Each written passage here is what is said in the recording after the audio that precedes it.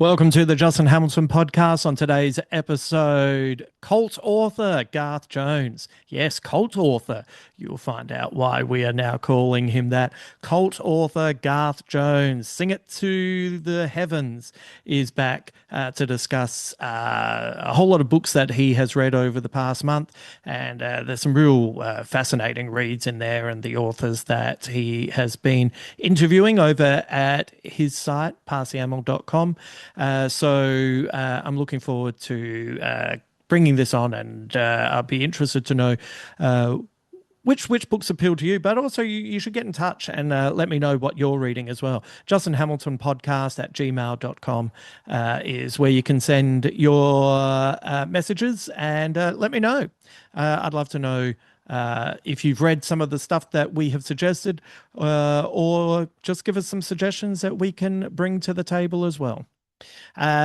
Just a reminder that over at Substack, I've written a new piece about why The Odyssey is the movie that the general public deserves.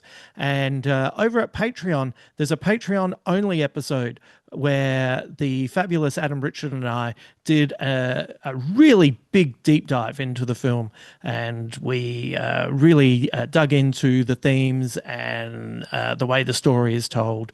And yeah, I even have a little response to the Emily Wilson review, which was, she's an incredibly smart woman who knows the Odyssey way better than me. There's a distinct possibility she does not know cinema. And maybe there is a little bit of snobbery that this classic story is now being enjoyed by thousands of people all over the world. There's a difference between a translation and an adaptation. So anyway, that's all over at Patreon. If any of that sounds like it would appeal to you, head to my website, justinhamilton.com.au, click on Stuff, and you will find the Patreon links. You will find the Substack links. For as little as $5 a month, you can sign up for Patreon, and for as little as $8 a month, you can sign up to Substack. So there you go. All right. Lots of book talk is on the way. So let's bring in cult author Garth Jones. Now, this is technically book slash comic slash graphic novel adjacent. Yes. But I just wanted to throw this out to you. On the weekend, Ryan Gosling and Sean Levy have been unveiled as creating a Ghost Rider movie. And I love Gosling. Like, I'm an unashamed fan of the great man. And I saw this news, and my first reaction was, really? And because I would rather see, like, if Gosling's going to make, four quadrant family friendly movies, I'd prefer Project Hail Mary than him going into the Marvel universe. And I'm not quite certain why Sean Levy is now the guy to save Star Wars with the two of them making Starfighter and now going into Ghost Rider. Like, what was your reaction to that?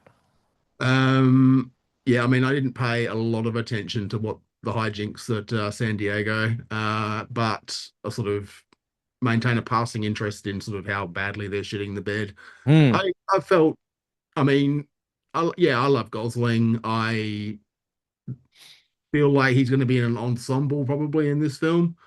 Was it Midnight Suns? Oh, is it? It's not a Ghost Rider movie? I think they're doing a sort of they call it Suns, and I think they're putting there'll be a maybe they'll bring Morbius in. Who knows? Right. Really, really. Yeah, that's what we But want. I remember the comic from the 90s was like a sort of team up thing with Ghost Rider and Morbius and a few other of those Marvel horror characters. But I just I felt deflated. Mm. Uh, I, I I am interested to see if he does something fun with the role, but Sean Levy just leaves me absolutely cold. Like, he barely directed Deadpool versus Wolverine. Mm. Um, and I could probably only name the Night of the Museum movies off the top of my head as the other things he'd actually been involved in, apart from Stranger Things. Yeah. I don't. Yeah, I mean, That's that's a really good question. I for someone who's been around for a long time and I know the name as soon as it comes up, like yeah, it's not like someone I have to hang on, who's that guy again? I know exactly who he is. But looking at his films, which go all the way back to 1997, he's uh yeah, I know. Like that's taken me by surprise. He made a movie called Just in Time, a joke I've never heard before. Big Fat right. Liar, Just Married, Cheaper by the Dozen in 2003 with Steve Martin. The Pink Panther with Steve Martin, Night at the Yeah. Museum, Battle of the Smithsonian. Date Night, kind of didn't mind Date Night at the time. Real Steel, which is depending on where you're at in your life, is not very good or might accidentally make you start feeling a bit teary and you don't really understand why. Maybe it was the male menopause when I watched it. Oh, there you go. Yep. Recently it's been Free Guy, The Atom Project, Deadpool and Wolverine, and Star Wars Starfighter coming out next year. Uh, Nothing that fills you with that much confidence. No, no, not really. So anyway, I just want Gosling to make original films. Yes. And we've got the Nicolas Cage Ghost Riders. I don't know that the character as it stands is something that you really want to get yourself attached to. I don't think it's Hmm. interesting as for an actor, maybe, Hmm. unless they go all in on the Johnny Blaze sort of circus stuff, maybe. I don't know. Right, right. But he was always a sort of, well, the version I know from the 90s when I sort of was paying more attention he was always sort of a cool guy in sunglasses with a ponytail and a trench coat. Right. Pretty boring. Yeah, yeah. Not a lot going on there. Yeah, Ghost Rider was always, funnily enough, like as a kid in the 70s and the 80s, Ghost Rider was someone I saw advertised a lot, but I had no urge to Yeah. read his comic. And more often than not, anything I read about him was as a guest star in the Avengers or something like that. Yeah. So I don't really have that much of a read on the character, apart from the fact that he had a cool head that was on fire and rode a motorbike And chains. Lots and of chains. chains. Yeah. Yeah. So it sort of lives in my head in that sort of Spawn, Todd McFarlane era sort of gear that Well, Ghost Rider predates Spawn. it predates Spawn for sure, but yeah, Yeah. that's the version I've got stuck in my head from that. Right. The Mark Tex era sort of 90s version that we had glow in the dark covers, had all sorts of shit they were pushing there. Yeah. Yeah. The But yeah, he was more Evil Knievel though, wasn't he? He was more he was, supernatural stuntman. yes. And then I guess they pivoted to sort of maybe riding off the back of a bit of Clive Barker, maybe Nightbreed and things like that with Mm. the Midnight Suns. Yeah. But I don't think Marvel's really got the balls to go there as No. because the Blade film that was supposed to be coming out sort of died an ignominious death. Yeah. Yeah. Uh, I never understand what happens in those situations. Does why do you have a movie planned and you can't make it work? Like if like maybe you shouldn't have announced it if you can't I, make it work. Like shouldn't you kind of plan that bit first? you'd think so. Yeah. And when I mean, I think Blade is probably one of, if not my favorite superhero movie. Hmm. Because it's just a perfect distillation of blaxploitation, superhero stuff, Hmm. horror, and they smashed it out of the gate in 1998. Yeah. So yeah, I think they were playing with fire, sort of trying to sort of retool it for the Marvel universe because they just couldn't do that stuff, Yeah. or they wouldn't. It would be like having the Punisher in the new Spider-Man movie. They have to defang the characters, as it were, to sort of insert them into the broader family-friendly version of it. Yeah. Uh, Yeah, it's I am curious to see the new Spider-Man film. To like I do on the one hand, I have no interest in Marvel at the moment, but I do like the ideas of getting the character down to street level Yes, stuff. And I'm just a fan of, you know what? I've enjoyed the three movies enough. yes, yep. Um, you know, I like Tom Holland. I like Zendaya. I like, you know, a lot of the cast in that. So I'll be curious to see what they do with this. Like a legitimate. I wonder what this will be like, especially after the reports of after filming the Odyssey. Tom Holland and Zendaya were on set at Marvel saying, "Hey, should we have a script?" Let's get crazy, guys. Let's get a script. Yeah, Let's yeah. do it. Yeah, it's kind of nice to know where a scene's going. And Yep. but you know, and then on the flip side is you know, I know it's had what the largest amount of views or second largest Oh, amount of views for a trailer, but having Avengers Doomsday trailer drop on the weekend of the Odyssey, where you've seen all these ships built, and you know the Cyclops is a blend of animatronics and forced perspectives, etc. And then to just see a whole lot of people standing around on green screen oh, talking about a threat that we don't know really what it is unless you read comics is it's wild. weird. I mean, I couldn't, yeah, in terms of being deflated, like just, it sort of seems to have been shot through sort of like a muddy rag. Yeah, Uh, yeah, just ugly looking. There's zero, I mean, probably just aged out of it, but like there's zero excitement seeing any of those characters sort of on screen together.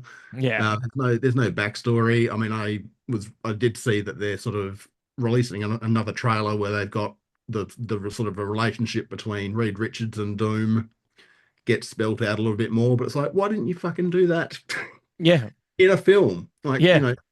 actually give this some weight and meaning, not just sort of just, throw it out there and give us the sort of Cliff Note version. Yeah, it's funny, isn't it? Seeing all these characters together, it's like, who gives a shit? It's like I've Yeah. turned up at a party where, you know, I know one person and I've gone under duress, but it was legitimately, you know, exciting to see the Guardians of the Galaxy Yeah. suddenly with Thor, you know, Yeah.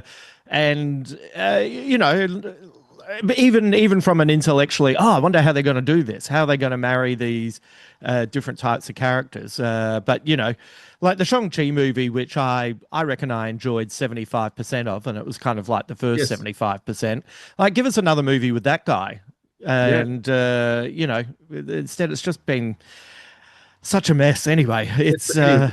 Well, Spider-Man is directed by the director of of Shang Shang-Chi. Yeah, and Wonder Man, or the producer of Wonder Man. So, and he looks like he's sort of, the chops are there. yeah, Yeah. yeah. That's why I'll go into that one with a bit more Yes. optimism.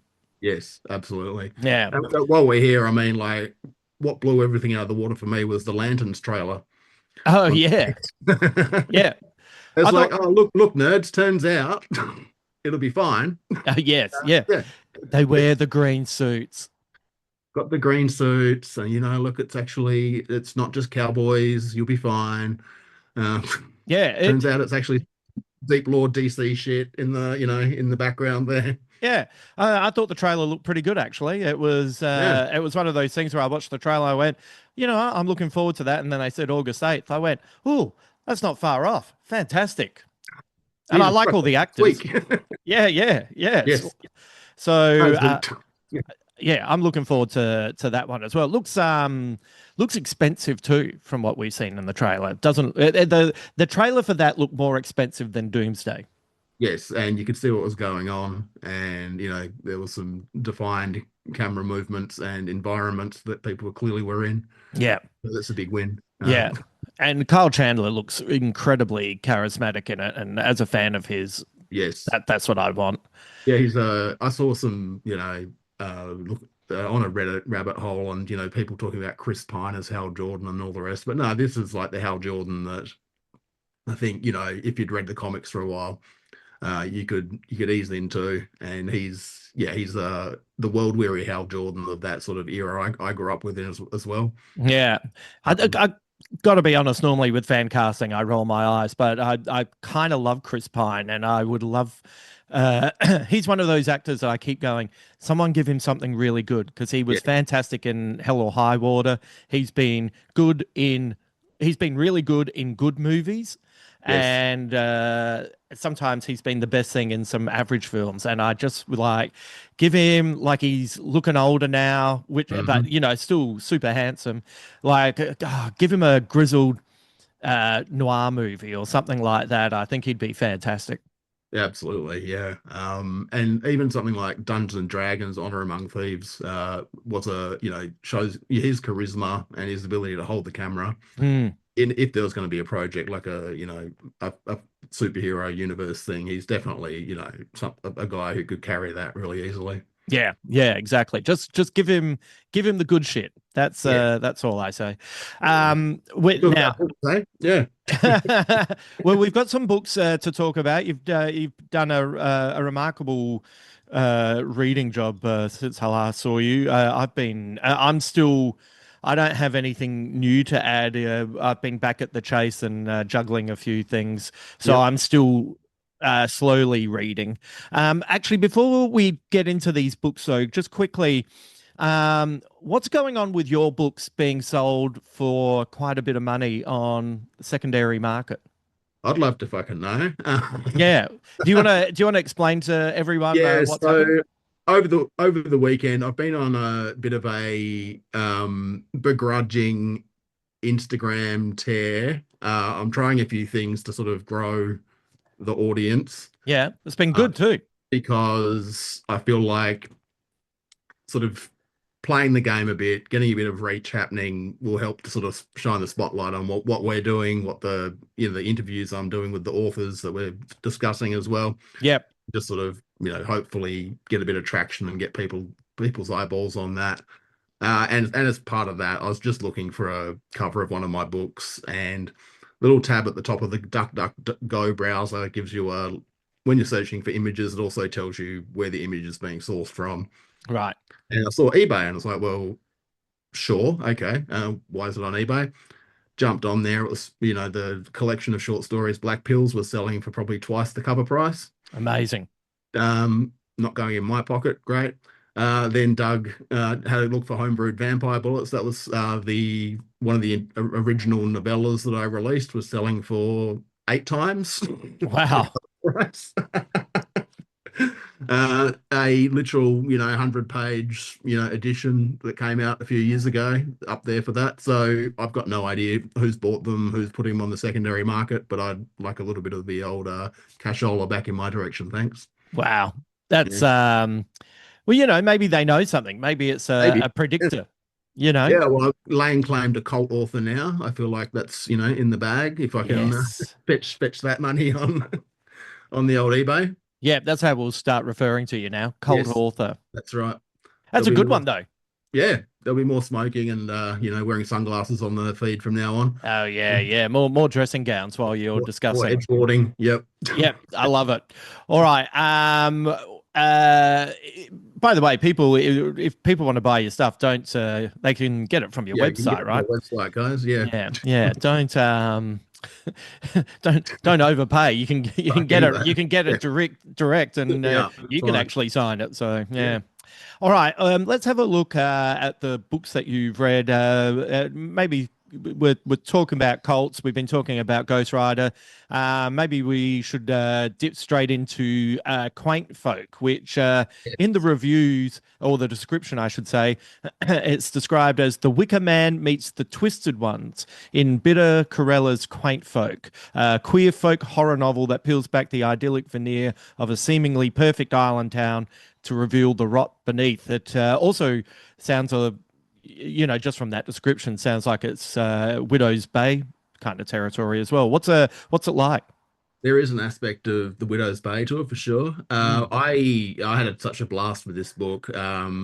Bitter's first book, Moonflow, came out last year, and that was a sort of a mushroom infused, I'd say, sort of like a Russ Meyer movie meets sort of eldritch horror Hmm.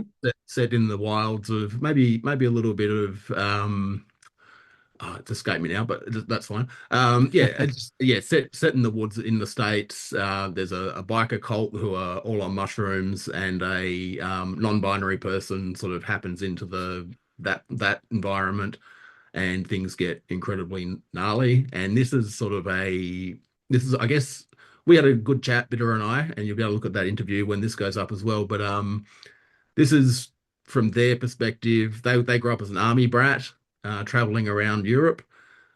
So they were exposed to a lot of English television and culture when they were growing up.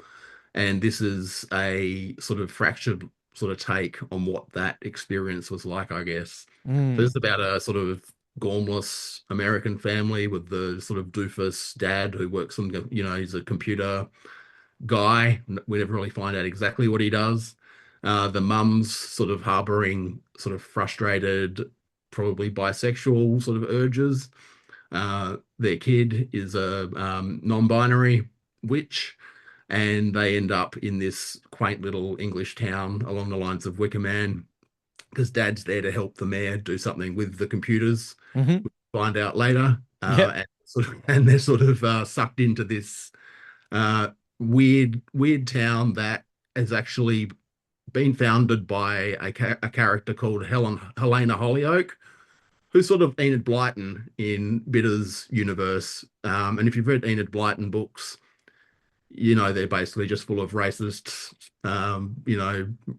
horrible stereotypes, lots of, quaint English cultural touchstones that turn out to feel more sinister, I guess. Mm. And this is what the book sort of pivots on. It's like this town's almost like the sort of she's almost created a whole cloth from her own imagination. So it's full of Mm. like, the candlestick makers, the bakers, the sinister bobbies, the mayor, his wife. And as the family sort of peel back the layers of it, they discover that things are more sinister than they seem. Uh, Mm. it's very funny. It can be very gory. It's got a very interesting sort of take on the sort of outsiders coming into that environment, but also the fact that like they're sort of grappling with their sexuality as well, Yeah. not the father so much. But there are a lot of themes along the lines of acceptance and all being rejected by a very conservative community that doesn't really have your interests at heart. And I did ask Bitter if it was a very thinly veiled allegory for the state of America, Yeah. and it's probably fair to say it is. Right. Is it horror all the way through, or is it kind of funny? Like it's Oh, how does it fit? I mean, there are definite aspects of comedy in there, or the situations are absurd. There are a lot of sort of winking references to things like Wurzel Gummidge, Oh and a wow. lot of sort of, the TV that we would have grown up on that was just fucking weird and upsetting. Mm. That doesn't get made now. Yeah. I think there's even a little bit of the goodies in there. We talked about the Magic Roundabout. Yeah. We talked about a whole bunch of that. So just that stuff that you'd see as a child, and you'd be like, why am I allowed to watch this? Mm. Why is Well, this so fucked up? it's funny, there's like this interesting shift, isn't there, where it was almost like a badge of honor to say you were hiding behind the lounge while you were watching Doctor Yeah. Who, and then it just became we're not showing kids that anymore. No, it's pretty wild. So yeah, the book draws upon a lot of those sorts of influences. Yeah, definitely the Wicker Man is in there a lot. And yeah, a lot of folk horror that's been developed by the author in parallel to like some of the real traditions that you'd find in, the English countryside. Hmm. And I Yeah. think even I'd say there's an element of hot fuzz in there, Yep. in the sense of the townspeople don't like people that are from outside, and there are rituals and sort of ways they have of ensuring that people toe the line or get disappeared, basically. Yeah. And the interview with Bitter is a fun one as well. Yeah, I mean, we talk about like you know whether AI is demonic. Uh, Yeah. yeah, a lot of witchcraft stuff, lots of fun things from their world. They've got a lot of fascinating projects coming out too, with some titles I won't repeat at the moment, so you can Yeah. jump you and have a look at that. Yeah. Yeah, Yeah. it's really fun. All right, that sounds great. So that is bit of Karella's, by the way, fantastic name as well. Amazing. Quaint Folk. So is that out? That's out, isn't it? Yes, it No, that's is. out in a couple of months, so we're giving it a bit of sizzle actually, because like I want people to pre-order it and just make sure that it gets the attention it deserves. I think it Yes. comes out at the start of October, so you get a Yep. couple of months to get onto it. Yeah. October 6th. Yep. And yes, not trade's going for $20. It's what is it? Hatchet Yeah. is where you can go. Yeah, that's it. So, yeah, if you can pre-order, if that appeals, pre-ordering is really helpful Don't to get it off authors. eBay. No, Do no. not get it off eBay. That is a good thing. All right. Let's move on to the next one that you sent through to me. Where is it? Is They All Fall in Love at the End? Yes, yes. What's this one about? This one is I guess it's a Gen Z romance novel, which is something that I didn't expect to come across the desk. But I'm Mm, opening my horizons this year and trying all sorts of different things. And this is by a author called Haili Blassingame. She's a journalist, and it is about the sort of the romantic entanglements of someone who's decided to be non-monogamous and how she navigates her world set against the backdrop of sort of the sort of just as Trump was about to be re-elected right. uh, in 2024. So there's a lot of campus politics, lots of discussion of things around Palestine, Gaza, and it's about the way she navigates her world and her boyfriend's expectations, in that he's agreed to be in this non-monogamous situation, um, but also the complications that get thrown up as she sort of, and she's also an author, so she's working on a bunch of projects within the novel, the lead character, who's and trying to process everything through those novels as well. And I think it's pretty clear the novel that you're reading is the sort of the synthesis of those projects at the end. Right.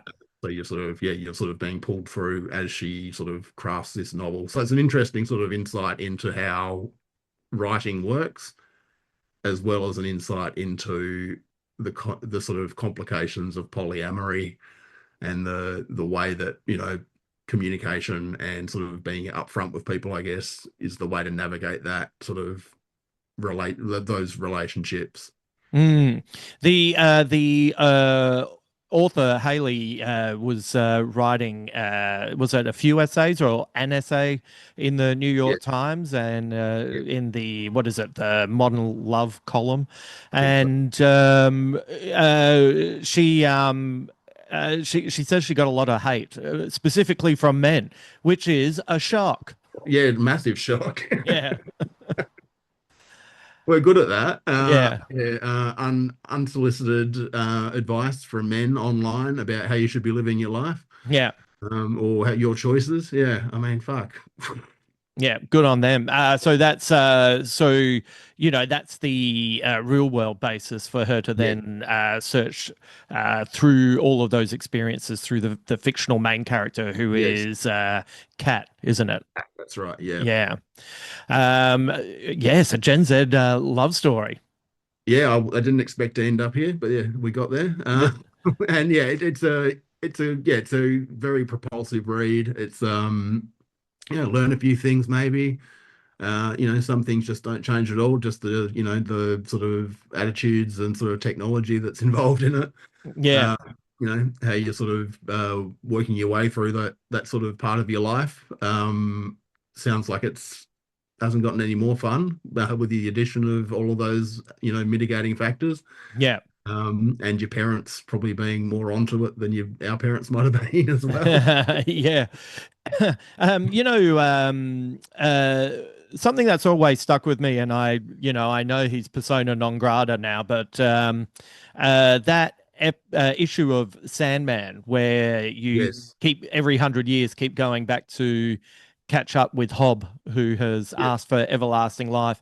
And I think it's done really well because it's the pub that they keep meeting in keeps changing to suit the times, Mm. but the conversations are essentially echoes of the same conversations, Yeah. just with you know a different politician to complain about, a different way of communication to complain about.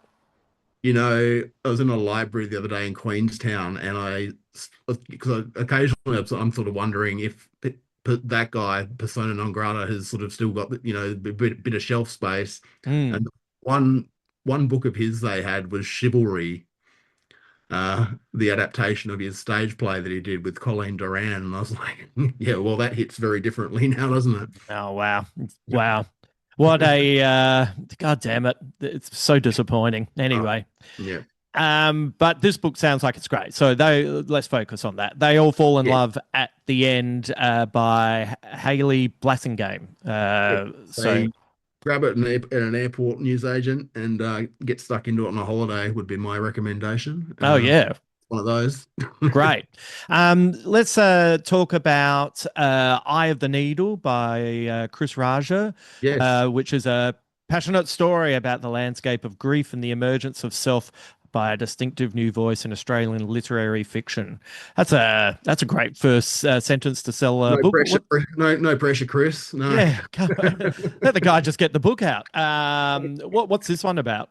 So I had a good chat to Christopher as well, and we'll put that interview up. And you'll be happy to hear that he's a exciting new voice in Australian fiction who's in his 50s. Right. So that's a little bit of a bit of a morale raiser. Yeah, it sure is. Yeah. So this book has follows twin narratives. There's a story about the character Chris, who's a sort of 20 something living in Melbourne in the sort of mid 1990s, Mm, and he's a writer. He potentially wants to become a writer, but he's sort of in the doldrums of being someone who has moved to Australia he's a migrant. And obviously although it's not sort of specifically referenced, this is around the time of Pauline Hanson's sort of initial rise as well, I'd say. right. Yep. Um, and then that's the parallel narrative is about a cameleer named Kadir who arrives in the 1890s, I Yep. think. Uh, 1882. yeah, no, yep. And he is sent on a scientific expedition into the interior of Australia towards Alice Springs from Port Augusta. And anyone who knows their Australian geography, that's a fucking long way. Yeah. Um, with a bunch of horrible racist colonial Australians. And it sort of mirrors their journeys as they sort of navigate their individual experiences. The Chris in the sort of almost contemporary era sort of lives he's sort of in a scenario we can probably relate to in terms of he's got the mates who all live in St Kilda in a bit of a, rundown share house. He dabbles in heroin. He gets a little bit sort of, off the path. Mm. Um, falls in love with the wrong woman, has a child with her, tries to sort of dig himself back out of that world. While Kadir, as the mirror of that, is sort of grappling with the sort of horrific treatment of the indigenous people they encounter, also falls in love with someone as an indigenous woman, sees colonial violence, sees the attitudes of the settlers at the time, and sort of comes to a revelation about what Australia means in that context. Um, and yeah, the sort of the narratives intertwine, and it's sort of very much a case of Chris and Kadir mirroring each other as they sort of discover their paths as young men. Yeah, right. Wow, this sounds Yeah. fantastic. I love a two timeline story as well. Yes. Yeah. So the back and forth and the way they subtly inform each other. It's not overt, but there's very definitely sort of, the sort of, I guess, the ennui of the character in 1996 sort of casts the ordeal that the, character in the 1880s is going through. Mm. It's very much a sort of self-indulgent journey that the contemporary character's going through versus something that's almost, you're in the scenario of the Cameleer, he's being dragged through something that's physically and emotionally dangerous Mm. on a, wildly different level as well. Yeah, right. Um, When you spoke to Christopher, what was he doing before this book came out? he has been a teacher in the Northern Territory for the better Yep, part of 20 years, I think. yep. And one of the big things we talked about, he's very passionate about encouraging young men to read, Mm, which I think we all should be. I think, yeah, and sort of writing stories that he hopes they will engage with, and sort of, as we were talking about with the previous novel, sort of understand that, some of the things they're going through aren't unique. mm.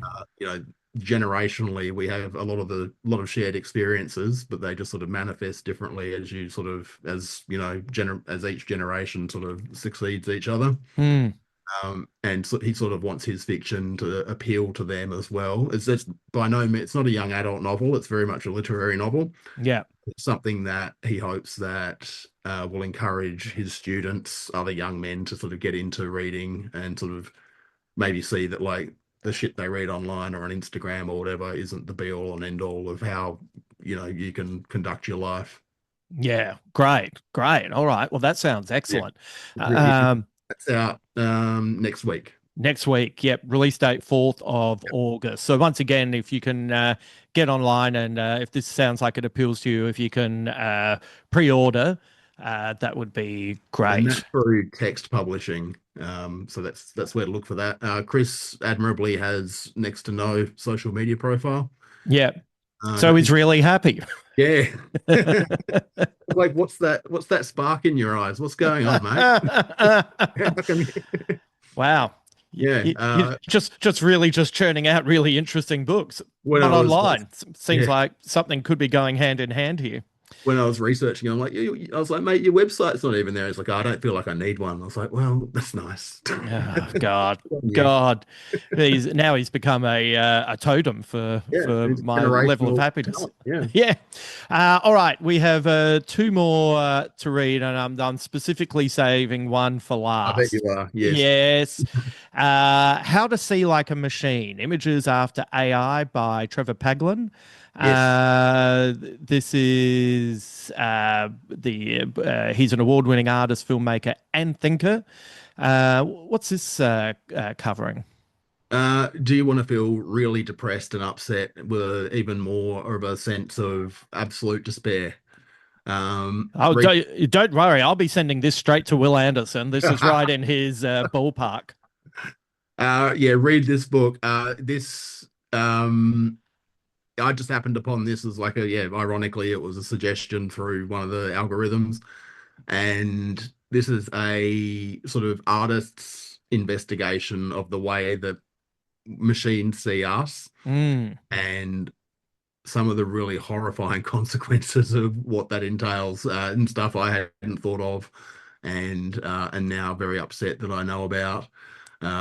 Just in terms of just the sort of all-pervading panopticon that we're being subjected to, and then he sort of veers off into ideas around psychological operations of the US government and UFO research and things like that, and ties it into the way that we're being, subjected to this new form of psychological torture in a lot of ways, I guess. right. Yeah. He talks about the sort of MK Ultra CIA programs and the way that UFO sightings were probably more of a case of the US government actually seeding those things as control mechanisms and things like that. And it's not a conspiracy book, it's all well sourced. Yeah. But yeah, he's tying sort of the rise of AI and all of this, the way this technology observes us, into that broader sort of scope of history, or more recent history in that sense. So so when you open it up, like what's the format of this book? I got the ebook, so it may be different for the actual printed version. Right. But it's pretty standard prose, but there's a fair bit of supporting imagery, like a sort of handbook sort of approach to it. Yeah, Yeah. right. we're like I'm older than you, but we're in a similar ballpark, Yeah. and uh, I think one of the biggest disappointments in the world is having wondered for so long what the secret government UFO reports would be, Yes. and not only to find out that they are really underwhelming, but also the way they're being used as a means of distraction is Yeah. just a double whammy of depression. Yeah. Where was the shot of Epstein in Disclosure Day? Yeah. Uh, come on, Stephen. Yeah. Like, pull it together, mate. Yeah. Uh, yeah, but yeah, it's yeah, the revelations aren't that revelatory, and And um, and the way they're being used, that's yeah, that's the yeah. it would have been, oh, okay, there was never really anything out there. Okay, no worries. But the way they're being used, it's like, and another thing to shit on my childhood with. I had aspirations for this. I had some, Yeah. yeah, and so disappointing that it's yeah. I mean, it's just so brazenly the fact that the case that that's what they're using them for, and there's no real meat on the bone at all. And I had a friend. I mean, for anyone who doesn't know, I live in a sort of pocket on the coast of New Zealand that might be sort of analogous to Byron Bay Hmm. or sort of that sort of region of the coast, northern New South Wales. So there's a fair bit of interesting thinking going on with some of the people you encounter. Mm. And I had someone recommend a documentary about the disclosure of UFO secrets a little while ago, and I watched it. It's absolute shit. Yeah. Uh, um, but again, it was just very unremarkable. The things that were apparently smoking guns were just so depressingly banal, and it Yeah. was a bunch of right-winged talking heads sort of probably doing that on behalf of the psyop that they're running anyway. Yeah. Well, this actually sounds like a fascinating book, but It is a very good book. It's a quick and depressing read, but yeah, if Will gets into it, I'd love to hear his thoughts. right. Yeah, anything that, as he said on the last podcast, he's definitely turning into old man Ando, reading what he wants to, push what he already believes and believes correctly as well. Yes, absolutely. Yeah. All right, we're going to finish Right. on the Here's the latest beast. Joe Yes. Hill novel, King's Sorrow. Check Now, this out. Look at that. that is for people just listening. Garth is holding up the latest book, and um, it's not unfair to say that it probably took 30 Egyptians hauling it over tree stumps to bring it to your house. I was going It's to say massive. Trojans. I was going to go say Trojans, but No, Trojans I know. each. Yeah. Yeah, yeah. Open it up. There's Joe Hill's hiding inside of it. Yeah. Now, I think I saw you post something online about this book. Oh yeah. I mean, it was a bit of a roller coaster, this one. There's a lot to like in it. I Yep. mean, it's hard for there not to be because it's fucking 900 pages long. Right. So you're gonna have some highs and lows there. But in the first 100 pages or so, there's just a very sort of deflating sex scene. That sort of because if anyone who doesn't know, Joe Hill's actually Stephen King's son, Mm. and to his credit, he changed his surname so he didn't sort of get the Nepo baby sort Yeah. of tag before Nepo baby was a thing. Yeah. So he forged his career in as an author outside of his dad's shadow Yeah. to a large extent. But there's one thing that really tips you off that he is his father's son, and it's like just how awful his sex scenes are. Right. Yeah. And thankfully, this one only has one sex scene, but it is about a guy. It is a guy deflowering his teenage girlfriend. They're of appropriate age, but, Right. just a bit ick when you get that, discussion of, how tight she is and all that sort of stuff. Oh no, really? You know, Like, you don't uh, need to do it, especially when it sort of immediately segues to the post act after the description of it and just talks about, she thought it hurt a bit, but it was all good. And it's just like, just leave it out, dude. You can just cut to the next scene. No one yeah. needed it. It's not required. No, it's weird for guys to read it if it doesn't really have any sort of level of empathy, and I would hazard a guess the majority of women who have lost their virginity probably don't need to be reminded. No, no. But that was that stood out, and I thought it was a funny little thing to include in a clip. But Yeah, the book is really ambitious. It's sort of I wrote on Goodreads about 400 pages, and I'm like, he's hitting all the notes that I don't think his dad had hit in quite a while. right. Because Stephen King's gotten older, I feel like he's sort of streamlined his storytelling, and he's very much sort of into narratives that are more concise, Mm, even though he does need a really good editor still. yeah. But this one, sort of, it's a sort of probably the closest parallel would be it, Hmm. but maybe with a bit of Dreamcatcher as well in it. Oh, Dreamcatcher. Yeah, right. Wow. It's about a bunch of friends and sort of how they sort of over the span of 30 or so years, they sort of they come back together, and there's a thing binding them together, which is the fact they've conjured a dragon, and they've made a deal with the dragon that to spare their friend, they have to nominate a person every year who gets the dragon will kill. Oh, right. So the crux of it is they decide that they'll do this, and they each take turns nominating the person. And as the years drag on, they berate themselves because they didn't get Osama bin Laden in 1993. Right. Yeah. And I think what started to lose me a bit with it was the sort of intermingling of this dragon sort of being a sort of like a Deus Ex Machina, I guess, because Right. it's then sort of becomes a bit of a sort of parallel to climate change and things like that as well. You know, Right. or the Notre Dame Cathedral goes up in flames, dragon. Wildfires in California, dragon. Right. And but I'd say 80% of the book is really great. Just Mm, like his dad, also he just fails with endings to some right. degree, and Right. there's a definite downward trajectory. There are so many good ideas in it. There's a lot of really great nostalgic writing about the 90s, Yeah. which sort of very much in the wheelhouse. Always fun to have characters that don't have cell phones. A few little moments where he's fudged the details in terms of historical accuracy and things like that. But the idea of having a dragon you can set on anyone you want, and then having to sort of come to terms with the morality of what you're doing or how you're affecting history is investigated, which is really cool and interesting. Yeah.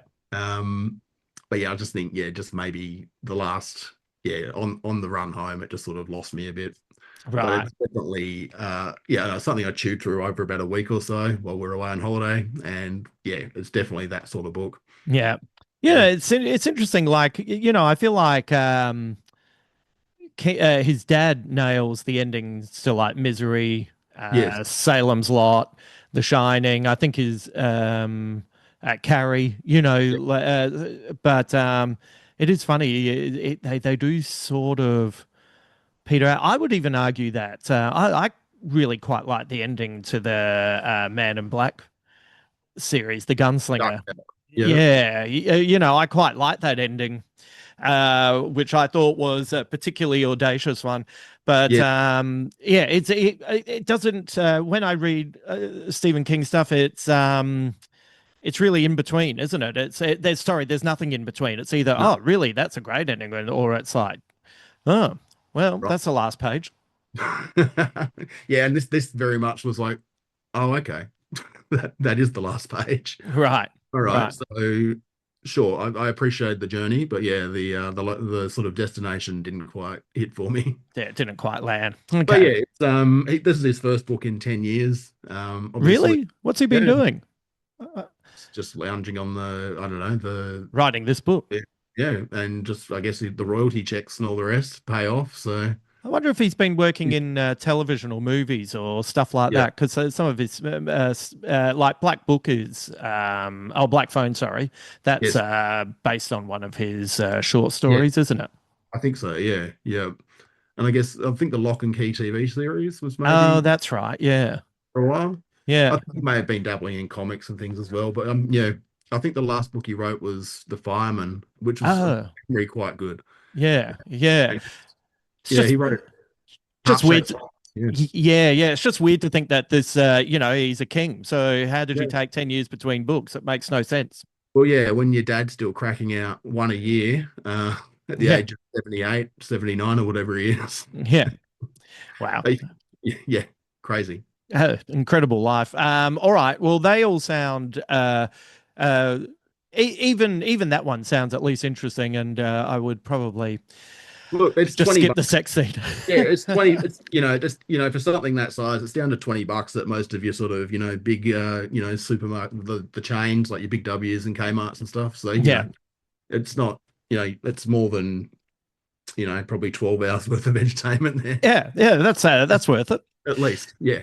Thank you for that, Garth. Right. What do you what interviews do you have going up next on your channel?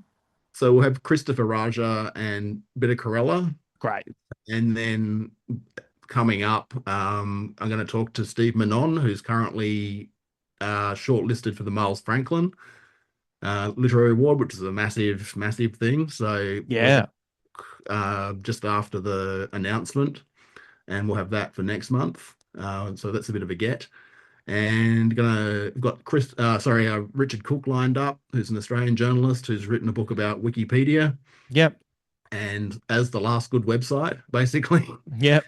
And we're gonna have a chat. I'm gonna have a chat with him in September, October, I think. Duvet Knox, the author of The Pussy Detective, I'm gonna talk to as well. And there's a few other people coming up as well. So it's gonna be stacked for the next few months. Yeah, I'll make sure that I link them on my pages as well, so people can go and check them out. And of course, if people want to buy your series, they Yep. shouldn't go to eBay. They should go to. Not Amazon either, but you'll probably end up there anyway. So just go to pasttheamel.com and there'll be plenty of links there. And yeah, there's a link tree on my Instagram, which is being populated again with a whole bunch of sort of daily asides focused on the world of books and some of the writing I've done over the years. Dipping into the back catalogue of old reviews I've done for a religious publication I worked on. Amazing. Pretty hilarious going back to those and just yeah, unearthing some of the very disingenuous things I said to get across the line to the readers of that publication. I've got a review of the TV series Preacher that I'll put up later in the week, where I did a lot of backflips to get that past the editor and convince them that the elderly audience would want to check that show out. Amazing. All my Wikipediaing of Bible quotes was paying off. Yeah. Yeah, Yeah. See, it is the last good website. It does come it's in the last handy. website, totally. Yeah. All right. Cult author Garth Jones, thank you very Thank you much so for that. much, Justin. Appreciate that. Thank you to Garth for all of his hard work over the past month. Some of those books sound fantastic. And yeah, I've really slowed down with my reading of late. I have been back at the Chase Australia, and there's a few other things going on. And it's amazing how there's just not enough hours in the day. There really isn't. So I'm hoping to get back on track. I'm enjoying what I'm reading at the moment. I've just been really tired. And so I'm amazed at how Garth can churn through it. Make sure passtheamel.com to check out some of the interviews. I've been watching them. They're fantastic. These authors are really interesting. So if you're thinking that some of the books sound familiar, I think sometimes having an interview with the authors is a great way to, maybe tip you over the edge and give something a go. Just a reminder, if you would like to read my piece on the Odyssey over at Substack, you can head over there. It's a piece entitled Why the Odyssey is What the General Public Deserves. And yeah, I just think it's great to have a big blockbuster film that doesn't talk down to its audience. If anything, it lifts them and has respect for them. And I wanted to celebrate that rather than be nitpicky about why something doesn't suit you in particular. Like, I've got favorite versions of Batman as well that don't make it into the Dark Knight trilogy. Like I love the Adam West Batman. You know why I love the Adam West Batman? Because if the origin of Batman is that he saw his parents murdered and he became Batman, the Adam West Batman became a groovy Batman. He saw his parents murdered and he just got a pal, started calling everything Batcopter, Batcomputer, Batmobile, and he does the Bat-Toosie. He dances.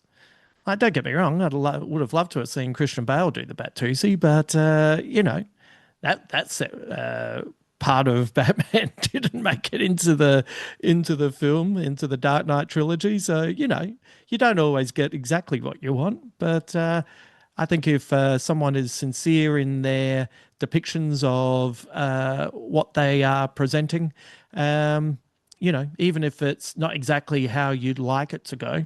I always wanted, funnily enough, after the Dark Knight, I was hoping for a.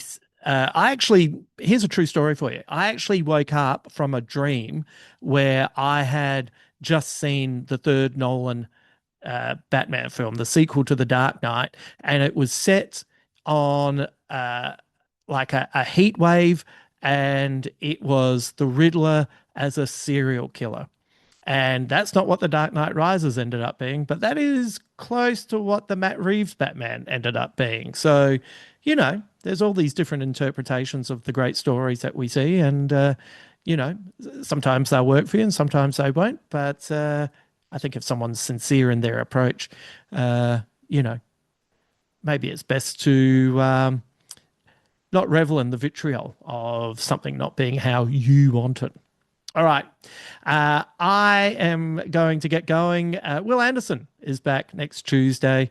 And if you want to hear the Adam Richard podcast with me on Patreon, head to patreon.com/Justin Hamilton. For as little as $5 a month, you can support this podcast, get access to bonus work, and also hear that particular pod. Ah, dear. So many thoughts. All right.